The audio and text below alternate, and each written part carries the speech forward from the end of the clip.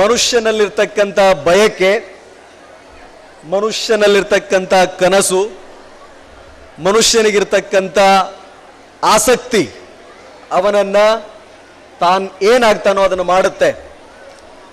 ಒಬ್ಬ ವ್ಯಕ್ತಿಗೆ ಈಗ ಜಸ್ಟ್ ಆ ಮಕ್ಕಳ ನಿರೂಪಣೆ, ನಮ್ಮ ಬಗ್ಗೆ ಕೊಟ್ಟ ಅವರು ಇಂಟ್ರೊಡಕ್ಷನ್, ಫಸ್ಟ್ ಮತ್ತು ಸೆಕೆಂಡ್ ಕ್ಲಾಸ್ 5, 6 ಅಥವಾ 7 ವರ್ಷದ ಮಕ್ಕಳಿಗೆ ಇವತ್ತು ಏನು ಕನಸು ಕಾಣ್ತಾರೋ ಮುಂದೆ ಅದೇ ಆಗ್ತಾರೆ. ಅದಕ್ಕೆ ನಾವೆಲ್ಲರೂ ಉದಾಹರಣೆ, ಪೋಷಕರಾಗಿ ನೀವು, ಹಿರಿಯರಾಗಿ ಉಳಿದೆಲ್ಲವರು. ಸೊ ನನ್ನ ಒಂದು ಅನಿಸಿಕೆ ಏನಂತಂದ್ರೆ, ಇತ್ತೀಚೆಗೆ ನಮ್ಮ ಪೋಷಕರಲ್ಲಿ ಅಥವಾ ನಮ್ಮಲ್ಲಿ ಒಂದು ಮನೋಭಾವನೆ ಏನಿದೆ ಮಕ್ಕಳ ಬೆಳವಣಿಗೆಯ ಬಗ್ಗೆ ಅಂತಂದ್ರೆ, ಒಂದು ಒಳ್ಳೆಯ ಸ್ಕೂಲು, ಯುನೈಟೆಡ್ ಅಕಾಡೆಮಿ ಅಂತ ಒಂದು ಸ್ಕೂಲನ್ನು ನೋಡಿ ಸ್ಕೂಲ್ಗೆ ಸೇರಿಸೋದು, ಕೊಟ್ಟಂಥ ಹೋಮ್ವರ್ಕನ್ನು ಪ್ರತಿನಿತ್ಯ ತಪ್ಪದೆ ಸಮಯ ಎಷ್ಟಾದರೂ ಕೂಡ ಅದನ್ನು ಮಾಡಿಸೋದು, ಒಂದು ಟ್ಯೂಷನ್ ಹಾಕ್ಸೋದು, ಅದು ನಮ್ಮ ಜವಾಬ್ದಾರಿ ಅಂತ ನಾವು ಅತಿ ಚಾಚೂ ತಪ್ಪದೆ ಆ ಕೆಲಸವನ್ನು ಮಾಡ್ತೇವೆ. ಆದರೆ ಅತಿ ಅವಶ್ಯಕವಾಗಿ ಆಗಬೇಕಾದ ಕೆಲಸ ಏನಂತಂದ್ರೆ, ಮನುಷ್ಯನಿಗೆ ಬರೀ ಸುಶಿಕ್ಷಿತನಾದರೆ ಸಾಲದು, ಒಬ್ಬ ಒಳ್ಳೆಯ ವ್ಯಕ್ತಿಯಾಗಿ ಬೆಳಿಬೇಕು. ಅದಕ್ಕೆ ಅಗತ್ಯವಾದಂಥ ಪೂರಕ ಎಲ್ಲ ಅಂಶಗಳನ್ನು ಕೂಡ ಯುನೈಟೆಡ್ ಅಕಾಡೆಮಿ ಕೊಡುತ್ತೆ ಅಂತ ಹೇಳಿ ಅದರ ಸಂಸ್ಥಾಪಕರು ನನಗೆ ಹೇಳ್ತಾ ಇದ್ರು. ಆದರೂ ಕೂಡ ಹಿರಿಯರಾಗಿ, ಪೋಷಕರಾಗಿ ನಾವು ಬಹಳಷ್ಟು ಸಾರಿ ನಮ್ಮ ಮಕ್ಕಳು ತಪ್ಪು ಮಾಡಿದಾಗಲೇ ನಮಗದು ಗಮನಕ್ಕೆ ಬರುತ್ತದೆ. ಯಾವತ್ತೋ ಒಂದು ದಿನ ಎಲ್ಲೋ ಸಿಕ್ಕಾಗಲೇ ನಮಗೆ ಅನಿಸುತ್ತೆ, ಈ ನನ್ನ ಮಗ ಅಥವಾ ನನ್ನ ಮಗಳು ಈ ತಪ್ಪು ಮಾಡ್ತಿದ್ದಾಳೆ ಅಂತ. ಆ ಕಾರಣಕ್ಕೆ ಪ್ರತಿನಿತ್ಯದ ಅವರ ಬೆಳವಣಿಗೆಯನ್ನು ನಾವು ಗಮನಿಸಬೇಕು. ಸೂಕ್ಷ್ಮತೆಯಿಂದ ಒಳ್ಳೆ ಪ್ರಜೆಗಳಾಗಿ ಅವರು ಬೆಳೆಯುವತ್ತ ನಾವು ಲಕ್ಷ್ಯ ಕೊಡಬೇಕು ಅನ್ನೋದು ನಮ್ಮ ಭಾವನೆ. ಒಳ್ಳೆ ಪ್ರಜೆಗಳಾಗಿ ಬೆಳಿಬೇಕಾದ್ರೆ ನಮಗೇನು ಯಾವುದೋ ಒಂದು ವಿಶ್ವವಿದ್ಯಾಲಯದಲ್ಲಿ ಪ್ರತ್ಯೇಕವಾದ ವಿದ್ಯಾರ್ಹತೆ ಅಥವಾ ಬಹಳಷ್ಟು ಜ್ಞಾನದ ಅಗತ್ಯತೆ ಇಲ್ಲ. ಜಗತ್ತಿನ ಇತಿಹಾಸದಲ್ಲಿ ಸಾಧಕರ ಎಲ್ಲ ಹೆಸರನ್ನು ಒಂದು ಸಾರಿ ನಾವು ನೋಡಿದರೆ, ಯಾವುದೇ ದೇಶ ಇರಲಿ, ಯಾವುದೇ ಜನಾಂಗ ಇರಲಿ, ಯಾವುದೇ ಧರ್ಮದವರಿರಲಿ, ಅವರ ಬದುಕನ್ನು ಮಕ್ಕಳಿಗೆ ಹೇಳಿಕೊಟ್ರೆ ಸಾಕು. ಬುದ್ಧ ಹೇಗಾದ, ಬಸವ ಹೇಗೆ ರೂಪುಗೊಂಡ, ಕಿತ್ತೂರು ರಾಣಿ ಚೆನ್ನಮ್ಮ ಹೇಗಿದ್ಲು, ಸಂಗೊಳ್ಳಿ ರಾಯಣ್ಣ ಹೇಗಾದ, ಹಕ್ಕ ಬುಕ್ಕ ರಾಷ್ಟ್ರವನ್ನು ಹೇಗೆ ಕಟ್ಟಿದ್ರು, ಈ ಎಲ್ಲ ಕಥೆಗಳನ್ನು ಮೊದಲು ನಮಗೆ ಗೊತ್ತಿರಬೇಕು. ಒಬ್ಬ ಮನುಷ್ಯನಾಗಿ ಬೆಳೆಯಲಿಕ್ಕೆ IAS ಆಗಲಿ, ನಮ್ಮ ಹುಡುಗ ಹೇಳ್ತಾ ಇದ್ದ, ಏನಾಗ್ತೀಯಪ್ಪ ಅಂದ ತಕ್ಷಣ DC ಆಗ್ತೀನಿ ಸರ್. 2500 ವಿದ್ಯಾರ್ಥಿಗಳಲ್ಲಿ ಪ್ರತಿಯೊಬ್ಬರು ವರ್ಷಕ್ಕೆ ಒಂದು ಬ್ಯಾಚಲ್ಲಿ ಒಬ್ಬೊಬ್ಬ DC, ಒಬ್ಬ SP ಬಂದರೂ ಕೂಡ ಯುನೈಟೆಡ್ ಅಕಾಡೆಮಿಯನ್ನು ಅಷ್ಟೊಂದು ಕಾಳಜಿಪೂರ್ವಕವಾಗಿ ಅವರು ಸಾಕಿರೋದು, ಇಷ್ಟೊಂದು ಪ್ರೀತಿಯಿಂದ ತಾವೆಲ್ಲ ಬಂದು ಕೂತಿರೋದು ಸಾರ್ಥಕ ಆಗುತ್ತೆ. ಅದರ ಜೊತೆಗೆ ಒಂದು ವೇಳೆ ಅವರು IAS, IPS ಆಗದೇ ಹೋದರೂ ಕೂಡ ಅವರು ಆಯ್ದುಕೊಂಡ ವೃತ್ತಿಯಲ್ಲಿ, ಆಯ್ದುಕೊಂಡ ಬದುಕಿನಲ್ಲಿ ದಿ ಬೆಸ್ಟ್ ಅವರಾಗಬೇಕು. ಅದಕ್ಕೆ ಉದಾಹರಣೆ ನಮ್ಮೆದುರುಗಡೆ ಸಾಕಷ್ಟಿದೆ. ಅವರು ಕಲಿಯುವ ಪಾಠ, ಕಲಿಯುವ ಸಂಸ್ಕೃತಿಯಿಂದ ಪ್ರತಿನಿತ್ಯದ ಬದುಕಲ್ಲಿ ಅವರು ಅಳವಡಿಸಿಕೊಳ್ಳುವಂತಾಗಬೇಕು. ಪೋಷಕರಿಗೆ ಯಾಕೆ ಅದು ಅತಿ ಅಗತ್ಯ ಅಂತಂದ್ರೆ, ಇವತ್ತು ಎಲ್ಲ ತತ್ವಾದರ್ಶಗಳನ್ನು, ಬಸವಣ್ಣನ ವಚನವನ್ನ, ಕನಕ ಪುರಂದರರ ಕೀರ್ತನೆಗಳನ್ನು, ಮಹಾನ್ ವ್ಯಕ್ತಿಗಳು ಮಹಾತ್ಮ ಗಾಂಧೀಜಿಯ ಸತ್ಯ ಮತ್ತು ಅಹಿಂಸೆಯ ಕಲ್ಪನೆಯನ್ನ, ಸ್ವಾಮಿ ವಿವೇಕಾನಂದನ ರಾಷ್ಟ್ರಭಕ್ತಿಯ ಕಲ್ಪನೆಯನ್ನ ಕೇವಲ ಕೆಲವು ಜನರಿಗೆ ನಾವು ಸೀಮಿತ ಮಾಡಿದ್ದೀವಿ. ಅವರು ಹುಟ್ಟಹಬ್ಬವನ್ನು ಮಾಡ್ತೀವಿ, ಪ್ರತಿಯೊಂದನ್ನು ಮಾಡ್ತೀವಿ. ಪ್ರತಿ ಮನೆಯಲ್ಲೂ ಕೂಡ ನಾವು ಪೊಲೀಸ್ ಇಲಾಖೆಯಲ್ಲಿ ಇರುವುದರಿಂದ ನಮ್ಮ ಹತ್ರ ಬಹಳಷ್ಟು ಸಮಸ್ಯೆಗಳು ಬರುವುದರಿಂದ ಒಂದನ್ನು ಅತಿ ನಂಬಿಕೆಯಿಂದ ನಾವು ಹೇಳ್ತೀವಿ, ಬಹಳ ಸುಶಿಕ್ಷಿತ ಕುಟುಂಬಗಳಲ್ಲೂ ಕೂಡ ಪ್ರತಿಯೊಬ್ಬರು ಇವತ್ತು ಸೆರೆವಾಸ ಸೆಲ್ಗಳಲ್ಲಿದ್ದೀವಿ. ನಾವು ಕಂಪಾರ್ಟ್ಮೆಂಟ್ ಮನೆಯಲ್ಲಿ, ಒಂದೇ ಮನೆಯಲ್ಲಿ 6-5 ಜನ ವಾಸ ಮಾಡ್ತಿದ್ರು ಕೂಡ ನಮ್ಮ ಮನೆಯಲ್ಲಿ ಸಪರೇಟ್ ಕೋಣೆಗಳಿದೆ, ಅಪಾರ್ಟ್ಮೆಂಟ್ಗಳಿದೆ, ಸರಳಿಗಳಿಲ್ಲ ಅಷ್ಟೇ. ಆ ದಿಶೆಯಲ್ಲಿ ನಮಗಿರ್ತಕ್ಕಂಥ ಎಲ್ಲ ಹಿರಿಯರ ಬಗ್ಗೆ ಗೌರವವಾಗಿರಲಿ, ಉಳಿದಂಥದ್ದು ಮೌಲ್ಯ ಕುಸಿತಾ ಇರೋದು ನಿಮ್ಮೆಲ್ಲರ ಗಮನಕ್ಕಿದೆ. ನಮ್ಮ ಮಕ್ಕಳು ಅವರು ಬೆಳೆದಾದ ಮೇಲೆ ಕಲಿತ ಪಾಠದಿಂದ ಅದನ್ನು ಮಾಡದಿರಲಿ.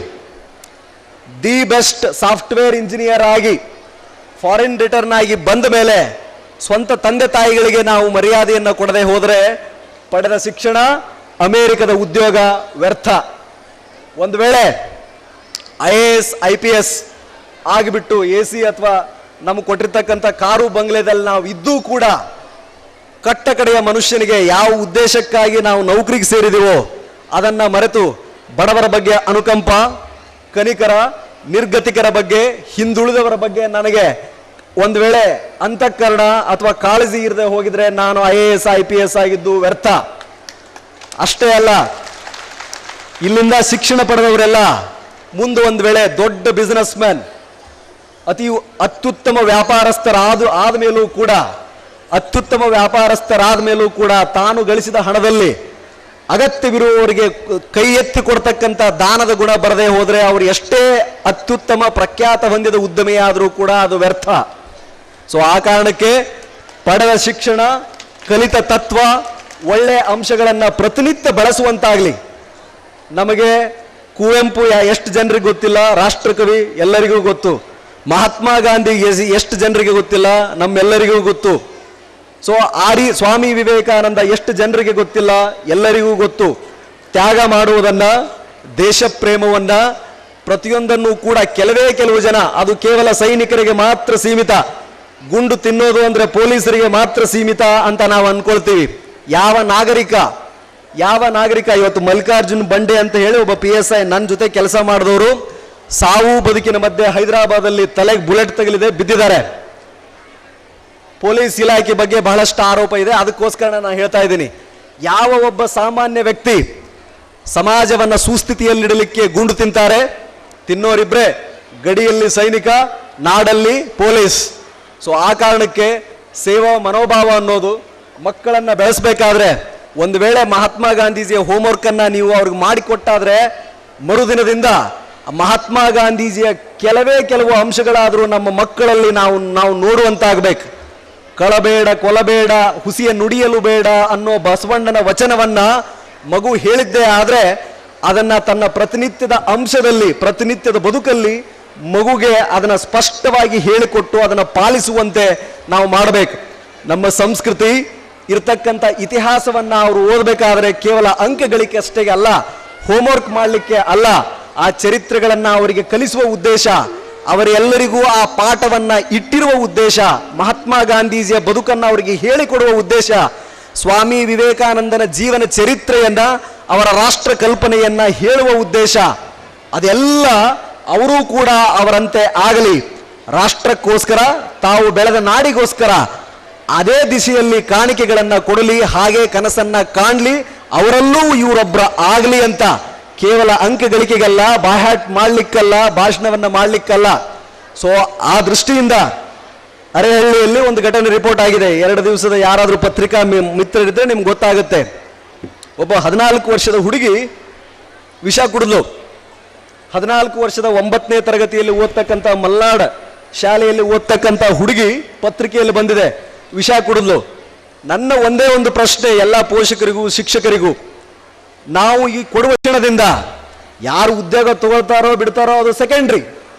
ಬದುಕನ್ನ, ಹುಟ್ಟಿದ ಮೇಲೆ ಸಾಮಾನ್ಯವಾದ ಒಂದು ಬದುಕನ್ನ, ಸಾವನ್ನ ಗೆಲ್ಲುವ ಅಥವಾ ಸಾವನ್ನ ಎದುರಿಸುವ, ನೀಟಾಗಿ ನಾನು ಬದುಕಬಲ್ಲೆ ಎನ್ನುವ ಆತ್ಮವಿಶ್ವಾಸವನ್ನೇ ತುಂಬದೆ ಹೋದರೆ ಶಿಕ್ಷಣ, ಯಾವುದೇ ಸಮಸ್ಯೆ ಬಂದರೂ ನಾವು ಎದುರಿಸಬಹುದು ಅನ್ನೋ ಆತ್ಮವಿಶ್ವಾಸವನ್ನ ಶಿಕ್ಷಕರು ತುಂಬದೇ ಹೋದಲ್ಲಿ, ನಾವು ಕಲಿಯುವ ಪಾಠ ತುಂಬದೇ ಹೋದಲ್ಲಿ ಆ ಏನು ಕಲಿತ್ರೆ ಏನು ಪ್ರಯೋಜನ? ಸೆಕೆಂಡ್ ಪಿ ಯು ಸಿಯಲ್ಲಿ ಯಾವುದೋ ಒಂದು ಸಬ್ಜೆಕ್ಟ್ ಫೇಲ್ ಆಯಿತು ಅಂದರೆ ಆತ್ಮಹತ್ಯೆ ನಾವು ಮಾಡಿಕೊಳ್ಳುವುದಾದರೆ ಆ ಶಿಕ್ಷಣ ಕಲಿತು ಏನು ಪ್ರಯೋಜನ? ಸೊ ಆ ಕಾರಣಕ್ಕಾಗಿ ಪ್ರತಿ ಪಾಠಕ್ಕೂ ಕೂಡ ತನ್ನದೇ ಆದ ಉದ್ದೇಶ ಇದೆ. ನಾನು ಪ್ರಶ್ನಿಸದೆ ಯಾವುದೇ ವಸ್ತುವನ್ನು ಇದುವರೆಗೂ ಲೈಫಲ್ಲಿ ಎಕ್ಸೆಪ್ಟ್ ಮಾಡಲಿಲ್ಲ. A+B² ಅಂದ ತಕ್ಷಣವೇ ಜಿ ಚೌಡಿ ನನಗೆ ಕಲಿಸಿದ ಶಿಕ್ಷಕರು ನಾನು ಕೇಳಿದ್ದೆ, A+B² A² + B² + 2AB. ಯಾಕೆ ಮೇಡಮ್? ಅದು ಯಾಕೆ ಹಾಗೆ? ಅದೇ ಯಾಕೆ ಹಾಗೆ? ಹಾಗೆ ಯಾಕೆ ಅದು ಇರಬೇಕು?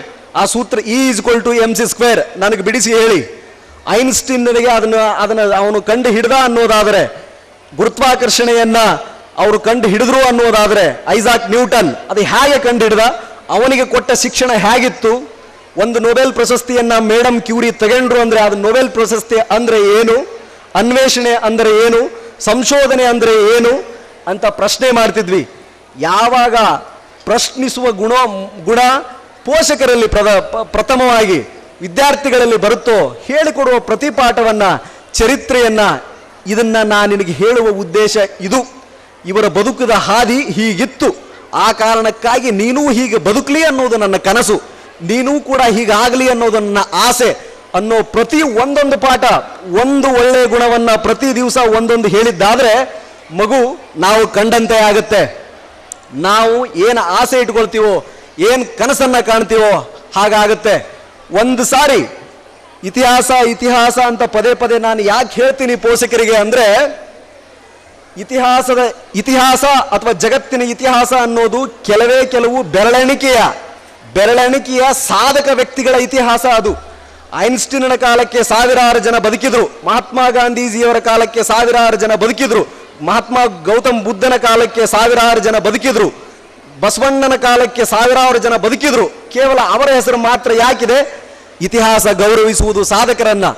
ಮನುಷ್ಯನಾಗಿ ಹುಟ್ಟಿ ಯಾಗೋ ಬೆಳೆದು ಎಲ್ಲೋ ಒಂದ್ ಕಡೆ ನಾವು ಅವಸಾನಗೊಂಡ್ರೆ, ನಿರ್ನಾಮಗೊಂಡ್ರೆ ನಮ್ಮನ್ನು ಯಾರೂ ನೆನೆಸಲ್ಲ. ಇತಿಹಾಸ ಗೌರವಿಸುವುದು ಸಾಧಕರನ್ನ.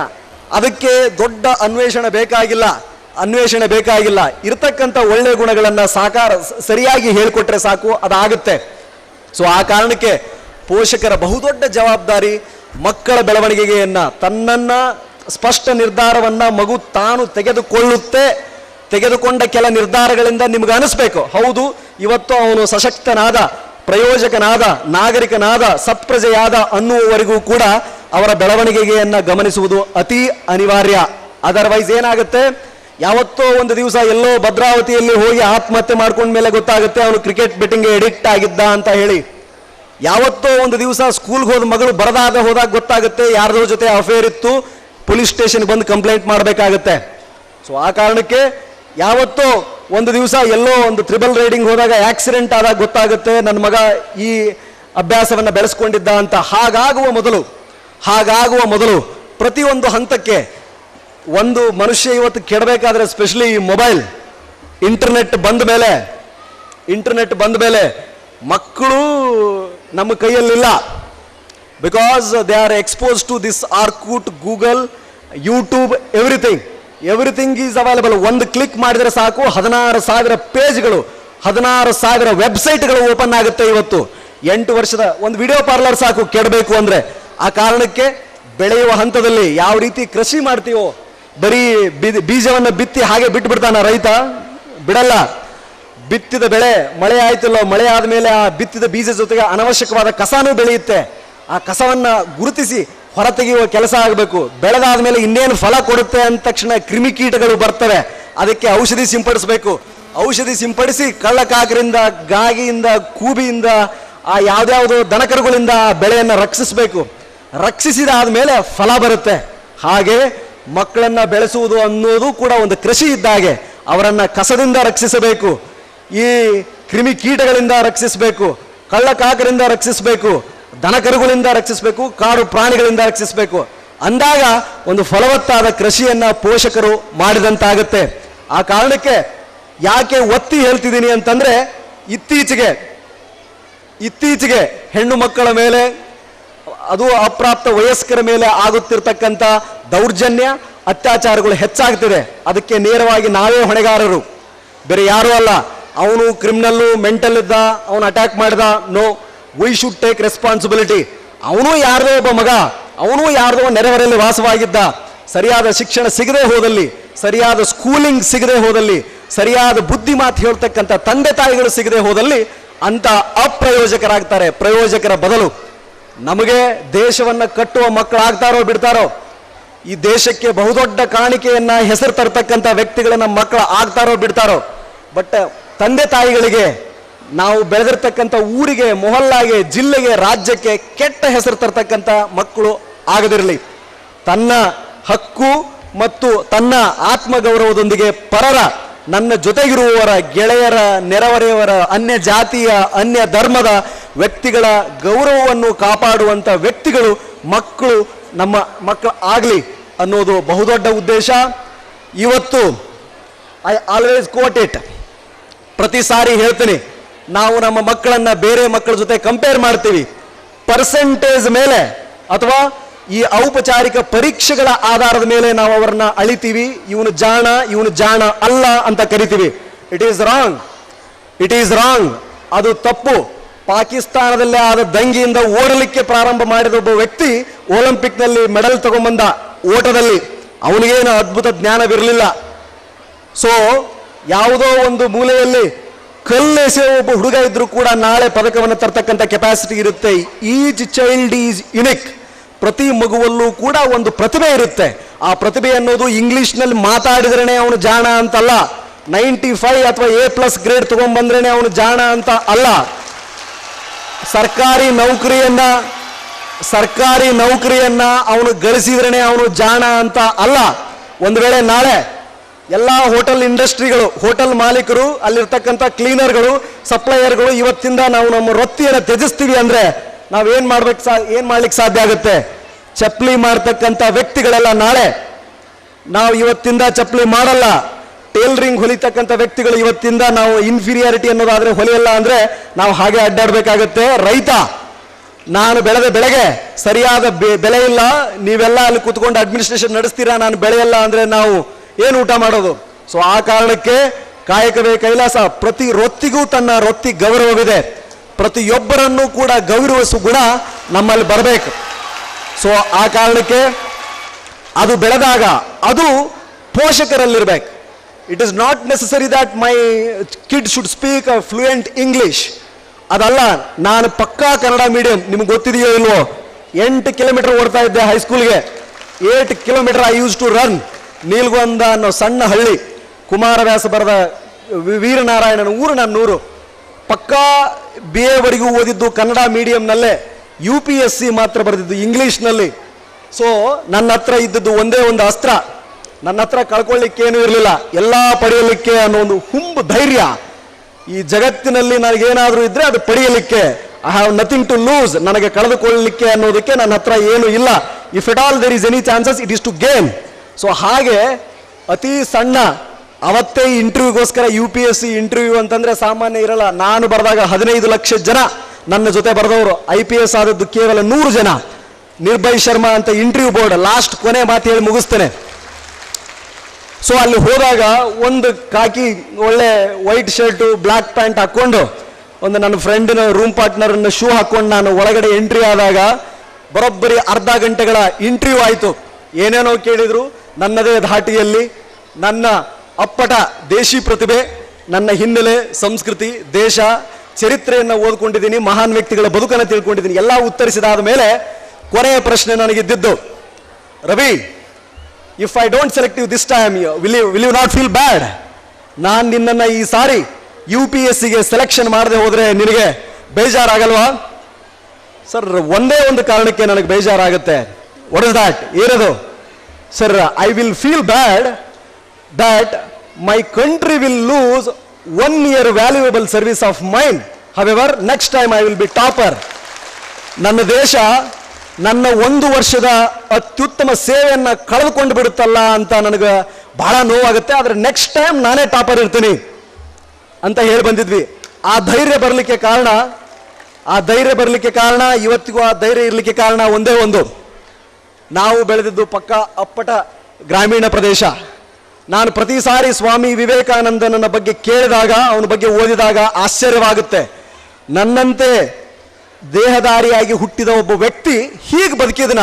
ತನ್ನ 28ನೇ ವಯಸ್ಸಿನಲ್ಲೇ ಇಡೀ ದೇಶದ ದುಸ್ಥಿತಿಯನ್ನ, ನಮ್ಮ ದೇಶದ ದುರಾವಸ್ಥೆಯನ್ನು ನೋಡಿ ಅತ್ರ ಅವನಿಗೆ ಕಣ್ಣಲ್ಲಿ ನೀರು ಬಂತ.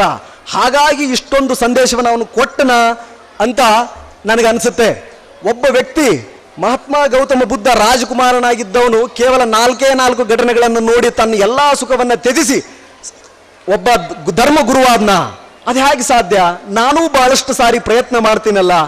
ಸತ್ಯ ಹರಿಶ್ಚಂದ್ರ, ಶ್ರವಣ ಕುಮಾರನ ಕಥೆಯನ್ನು ನೋಡಿದ ಮೋಹನ್ ದಾಸ್ ಕರಮ್ಚಂದ್ರ ಮಹಾತ್ಮನಾದ್ನ. ಆ ಶ್ರವಣ ಕುಮಾರನ ಕಥೆ ನನಗೂ ಗೊತ್ತಲ್ಲ, ಸತ್ಯ ಹರಿಶ್ಚಂದ್ರನ ಸತ್ಯದ ಧರ್ಮ ನನಗೂ ಗೊತ್ತಲ್ಲ. ನನಗೆ ಯಾಕೆ ಸುಳ್ಳು ಹೇಳದೆ ಇರ್ಲಿಕ್ಕೆ ಆಗ್ತಾ ಇಲ್ಲ?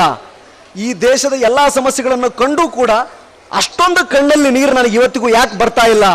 ಸೊ ಅದರಲ್ಲಿ ಅವರು ಎದರಿಂದ ಮಾಡಲ್ಪಟ್ಟಿದ್ರು, ನಾನು ಎದರಿಂದ ಮಾಡಲ್ಪಟ್ಟಿದ್ದೀನಿ? ಈ ಪ್ರಶ್ನೆಯನ್ನು ಪದೇ ನಾನು ಹಾಕ್ಕೊಳ್ತೀನಿ. ಇದು ಸತ್ಪ್ರಜೆಯಾದ ಒಳ್ಳೆಯ ದೇಶಕ್ಕೋಸ್ಕರ ಏನಾದರೂ ಕೊಡುಗೆ ಕೊಡಬೇಕು ಅನ್ನೋ ಪ್ರತಿ ವ್ಯಕ್ತಿ ಹಾಕಿಕೊಳ್ಳಬೇಕಾದ ಪ್ರಶ್ನೆ ಇದು. ನಾವು ಕಲಿಯುವ ಶ್ರೀಕೃಷ್ಣ ದೇವರಾಯನ ಕಾಲದಲ್ಲಿ ನಾವು ಋತ್ತು ಮುತ್ತು ರತ್ನಗಳನ್ನು ಬಳಪದಿಂದ ಅಳೆದ್ವಿ ಅಂತ ಅಂದರೆ ಸಾಲದು. ಹಾಗಾದರೆ ಅವನ ಆ ಮಟ್ಟಕ್ಕೆ ಬರಲಿಕ್ಕೆ ಕಾರಣ ಏನು? ಅವನ ಅಳಿಸಿಡಿಸಿಕೊಂಡಂಥ ಒಳ್ಳೆಯ ಗುಣಗಳು ಏನು? ಯಾವ ಕಾರಣಕ್ಕಾಗಿ ಅವನು ಕೆಳಗೆ ಬಿದ್ದ ಅನ್ನೋದನ್ನು ನಾವು ಕಲಿಬೇಕು. ಅಂದಾಗಲೇ ನಾವು ಚರಿತ್ರೆಯನ್ನು ಕಲಿತಿದ್ದು ಸಾರ್ಥಕ. ಎಕನಾಮಿಕ್ಸನ್ನು ನಾವು ಓದಿದ್ದೇ ಆದರೆ ದಿನನಿತ್ಯದ ಬಳಕೆ ವಸ್ತುಗಳನ್ನು ಅಥವಾ ಟಾಯ್ಲೆಟನ್ನು ನಾವು ಏನದು ಫ್ಲಶನ್ನು ಟ್ಯಾಂಕನ್ನು ಫ್ಲಶ್ ಮಾಡಿದಾಗ 5 ಲೀಟರ್ ನೀರು ಹೋಗುತ್ತೆ. ನಿಮ್ಗೆ ಗೊತ್ತಿದೆಯೋ ಇಲ್ವೋ? ಎಷ್ಟೋ ಜನರಿಗೆ ಕುಡಿಯೋ ನೀರಿರಲ್ಲ. 25 ಲಕ್ಷ ಜನ ಮಕ್ಕಳು, ಜನರನ್ನ ಬಿಡಿ, 25 ಲಕ್ಷ ಜನರ ಮಕ್ಕಳಿಗೆ ಇವತ್ತು 2 ಹೊತ್ತಿನ ಊಟ ಭಾರತ ದೇಶದಲ್ಲಿ ಸಿಗಲ್ಲ. So you all are blessed. United Academy ಅಂತ ಅತ್ಯುತ್ತಮ ಶಿಕ್ಷಣ ಸಂಸ್ಥೆಯಲ್ಲಿ ಅತ್ಯುತ್ತಮ ಸ್ಪೋರ್ಟ್ಸ್ ಹೇಗಿರಬೇಕು, ಮಾತಾಡಬೇಕಾದ್ರೆ ಹೇಗಿರಬೇಕು, ಸ್ಟೇಜ್ ಫಿಯರ್ ಹೇಗಿರಬೇಕು ಅಥವಾ ಹೇಗೆ ಹೋಗಲಾಡಿಸ್ಬೇಕು, ಡ್ಯಾನ್ಸ್ ಮಾಡಿದರೆ ಹೇಗಿರಬೇಕು, ಭಾಷಣವನ್ನು ಹೇಗೆ ಮಾಡಬೇಕು, ಸ್ಪೋರ್ಟ್ಸಲ್ಲಿ ನಾವು ಹೇಗಿರಬೇಕು ಅನ್ನೋದು ಪ್ರತಿಯೊಂದನ್ನು ಹೇಳಿಕೊಡ್ತಾರೆ. ಒಂದು ಸಾರಿ ಇದೆಲ್ಲದರಿಂದಲೂ ವಂಚಿತರಾದವರನ್ನು ನೋಡಿಕೊಂಡ್ರೆ we all are blessed. So ಅಂಥ ಒಳ್ಳೆಯ ಪೋಷಕರು ನಮ್ಮಲ್ಲಿ ನೀವಿದ್ದೀರಾ. ಪ್ರತಿಯೊಬ್ಬ ಮಕ್ಕಳು 2500 ಜನ ಇವತ್ತೇನಿದೆ ಅದರಲ್ಲಿ ಒಂದೊಂದು ಮುತ್ತುರತ್ನಗಳು ಹೊರಹೊಮ್ಮಲಿ, ಅತ್ಯುತ್ತಮವಾಗಿರ್ತಕ್ಕಂಥ ಪ್ರಜೆಗಳು ಬರಲಿ, ನಮ್ಮ ಜಿಲ್ಲೆ ನಮ್ಮ ನಗರಕ್ಕೆ ಅವರಿಂದ ಕೀರ್ತಿ ಸಲ್ಲಲಿ, ಅವರನ್ನು ಹೆತ್ತ ತಂದೆ ತಾಯಿಗಳಿಗೆ ಗರ್ವ ಪಡುವಂತೆ ಆಗಲಿ, ಹೆಮ್ಮೆ ಪಡಬೇಕು. Yes, he is my son, she is my daughter ಅಂತ ಹೆಮ್ಮೆಯಿಂದ ಹೇಳ್ಕೊಡುವಂಥ ಕೆಲಸಗಳನ್ನು ಅವ್ರು ಮಾಡಿದ್ರು ಸಾಕು, ಅದು ಸಾರ್ಥಕ. ಆ ದಿಶೆಯಲ್ಲಿ ತಾವೆಲ್ಲರೂ ಇರಲಿ. ಪ್ರತಿ ದಿವಸ ಮಗುವಿನ ಅಭಿವೃದ್ಧಿಯನ್ನು ತಾವು ಗಮನಿಸ್ತೀರಾ.